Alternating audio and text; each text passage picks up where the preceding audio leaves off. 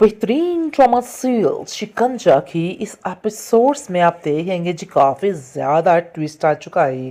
क्योंकि जिस तरीके से राशिद ने वहाँ से भागने का इरादा किया कि समझिए कि सारे मामलात बड़े बेहतरीन तरीके से सेट हो चुके हैं। हर चीज़ अपनी जगह पे आ चुकी है। बहुत ज़्यादा रानी जो है गुस्से में आ जाती है और कहती है कि तुम लोग जो चाहती थी ना वही हुआ है। लेकिन रिदा कहती है कि अल्लाह की लाठी बड़ी बेवाज है। देखो किस तरीके से सारा तुम्हारा किया धरा तुम्हारे ऊपर ही आ गिरा है। काश आप पहले ही इन सब चीज़ों को समझ जाती और हमारे ऊपर ये जुल्म ज़्यादती ना करती। लेकिन आपने भी हमारी एक नहीं सुनी और फिज़ा की ज़िंदगी को जीर्ण करने के लिए दिन रात एक कर दी। लेकिन देखिए हुआ वही जो मेरा खुदा चाहता था और सारे मामलात कैसे ठीक हो गए। आगे से गुस्से में आ जाती है रानी और कहती है कि ये मत समझना कि तुम अपनी बाजी को जीत चुकी हो।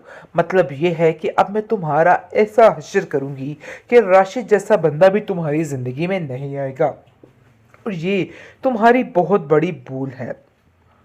दूसरी तरफ जी रीता जो है वो अब कोरे कोरे जवाब देने लग गई है रानी को और कहती है कि आप हमारे मामला से दूर ही रहिएगा और अब अगर आपने कोई फैसला किया हमारे बारे में इस तरह का तो हम भी खामोश नहीं रहेंगे।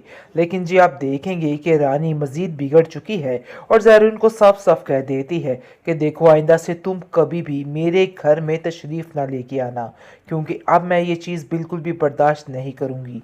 तुम लोगों ने जो कुछ करना था सो कर लिया। तुमने रिदा और फिज़ा का ठेका नहीं उठाया हुआ कि उनकी सारी परेशानियों में उनका साथ दोगे। तो बेहतर यही है कि तुम अब इस घर से दूर रहोगे। रिदा काफ़ी हैरान होती और कहती है कि जो बंदा हमारा एहसास करता है आप उसे हमसे दूर करने की कोशिश में क्यों लग जाती हैं। मुझे तो इस चीज़ की समझ नहीं आती है। बहरहाल जी काफ़ी ज़्यादा परेशानी बन चुकी है अब रानी के लिए, क्योंकि रानी को पता चल चुका है कि राशिद की जाने की वजह से माहौल काफ़ी ज़्यादा बिगड़ चुका है और अब ऐसा ही है कि ज़ारून एक पल नहीं लगाएगा ये सारे काम को सरअंजाम देने के, क्योंकि फ़िज़ा ने सारी कहानी अपनी सारी आप बीती ज़ारून को बता दी है, जिसकी वजह से वो काफ़ी परेशान हो जाता है और कहता है कि तुम इतनी घटिया हरकतें करोगी मुझे तो यकीन ही नहीं आ रहा। आखिर किस जन्म का बदला ले रही हो तुम मुझसे। तुम क्या करना चाहती हो और क्या नहीं करना चाहती, मुझे तो इन सब चीज़ों की समझ नहीं आ रही। बहुत ज़्यादा फ़िज़ा अब अपनी ज़िंदगी से मुतमिन है और कहती है कि मुझे अब आपकी बातों से कोई डर नहीं लगता है, चाहे आप जो मर्ज़ी कर लें, क्योंकि मुझे पता है कि बहुत जल्द सब कुछ ठीक होने वाला है। इसलिए आपको अब हमारी टेंशन लेने की ज़रूरत नहीं बल्कि अपनी टेंशन कीजिए। अरे भाई आप जिस हालत में हैं आपको तो चाहिए किसी की दुआ ले। आखिर आप ऐसा कैसे कर सकती है। जिसको सुनकर रानी कहती है कि इसका मतलब है कि तुम मुझे बद्दुआ दे रही हो और मेरे बारे में बुरी बुरी बातें सोच रही हो। देखो अगर ऐसा कर रही हो ना तो ये तुम्हारी बहुत बड़ी गलतफहमी है। मैं तुम्हें ये सब कुछ करने की इजाज़त नहीं दूंगी और तुम्हें ये बात अब समझनी होगी। बहरहाल जी रिदा काफ़ी ज़्यादा परेशान हो चुकी है और इस चीज़ को समझने के कासिर हो चुकी है कि आखिर ये सारे मामले क्या चल रहे हैं। लेकिन हक़ के ख़िलाफ़ आवाज़ उठाने के लिए अब हर वक्त तैयार रहती है और जानती है कि उसको कुछ ना कुछ बोल के हर चीज़ को हैंडल करना है, वरना फ़िज़ा की ज़िंदगी बल्कि सबकी ज़िंदगी बहुत ज़्यादा दुश्वार हो जाएगी। इसलिए उसको कुछ बोलना पड़ेगा। बेहतरीन ट्रॉमा सीरियल शिकंजा की इस एपिसोड्स में आप देखेंगे जी काफ़ी ज़्यादा ट्विस्ट आ चुका है। क्योंकि जिस तरीके से राशिद ने वहाँ से भागने का इरादा किया कि समझिए कि सारे मामलात बड़े बेहतरीन तरीके से सेट हो चुके हैं। हर चीज़ अपनी जगह पे आ चुकी है। बहुत ज़्यादा रानी जो है गुस्से में आ जाती है और कहती है कि तुम लोग जो चाहती थी ना वही हुआ है। लेकिन रिदा कहती है कि अल्लाह की लाठी बड़ी बेवाज है। देखो किस तरीके से सारा तुम्हारा किया धरा तुम्हारे ऊपर ही आ गिरा है। काश आप पहले ही इन सब चीज़ों को समझ जाती और हमारे ऊपर ये जुल्म और ज़्यादती ना करती। लेकिन आपने भी हमारी एक नहीं सुनी और फ़िज़ा की ज़िंदगी को जीर्ण करने के लिए दिन रात एक कर दी। लेकिन देखिए, हुआ वही जो मेरा खुदा चाहता था और सारे मामलात कैसे ठीक हो गए। आगे से गुस्से में आ जाती है रानी और कहती है कि ये मत समझना कि तुम अपनी बाजी को जीत चुकी हो।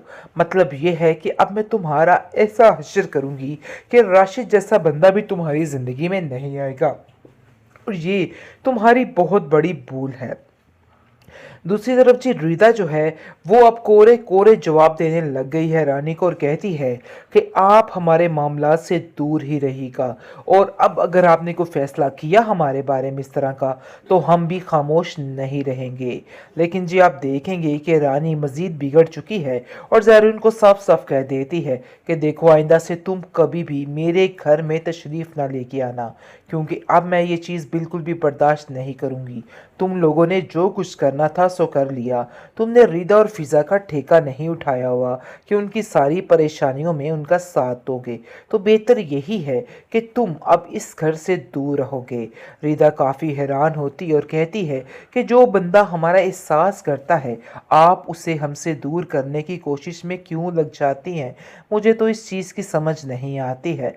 बहरहाल जी काफ़ी ज़्यादा परेशानी बन चुकी है अब रानी के लिए, क्योंकि रानी को पता चल चुका है कि राशिद के जाने की वजह से माहौल काफ़ी ज़्यादा बिगड़ चुका है और अब ऐसा ही है कि ज़ारून एक पल नहीं लगाएगा ये सारे काम को सरअंजाम देने के, क्योंकि फ़िज़ा ने सारी कहानी अपनी सारी आप बीती ज़ारून को बता दी है, जिसकी वजह से वो काफ़ी परेशान हो जाता है और कहता है कि तुम इतनी घटिया हरकतें करोगी मुझे तो यकीन ही नहीं आ रहा। आखिर किस जन्म का बदला ले रही हो तुम मुझसे? तुम क्या करना चाहती हो और क्या नहीं करना चाहती? मुझे तो इन सब चीज़ों की समझ नहीं आ रही। बहुत ज़्यादा फ़िज़ा अब अपनी ज़िंदगी से मुतमिन है और कहती है कि मुझे अब आपकी बातों से कोई डर नहीं लगता है, चाहे आप जो मर्ज़ी कर लें, क्योंकि मुझे पता है कि बहुत जल्द सब कुछ ठीक होने वाला है। इसलिए आपको अब हमारी टेंशन लेने की ज़रूरत नहीं, बल्कि अपनी टेंशन कीजिए। अरे भाई आप जिस हालत में हैं आपको तो चाहिए किसी की दुआ लें।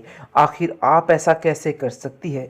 जिसको सुनकर रानी कहती है कि इसका मतलब है कि तुम मुझे बद्दुआ दे रही हो और मेरे बारे में बुरी बुरी बातें सोच रही हो। देखो अगर ऐसा कर रही हो ना तो ये तुम्हारी बहुत बड़ी गलतफहमी है। मैं तुम्हें ये सब कुछ करने की इजाज़त नहीं दूंगी और तुम्हें ये बात अब समझनी होगी। बहरहाल जी रिदा काफ़ी ज़्यादा परेशान हो चुकी है और इस चीज़ को समझने के कासिर हो चुकी है कि आखिर ये सारे मामले क्या चल रहे हैं, लेकिन हक़ के ख़िलाफ़ आवाज़ उठाने के लिए अब हर वक्त तैयार रहती है और जानती है कि उसको कुछ ना कुछ बोल के हर चीज़ को हैंडल करना है, वरना फ़िज़ा की ज़िंदगी बल्कि सबकी ज़िंदगी बहुत ज़्यादा दुश्वार हो जाए।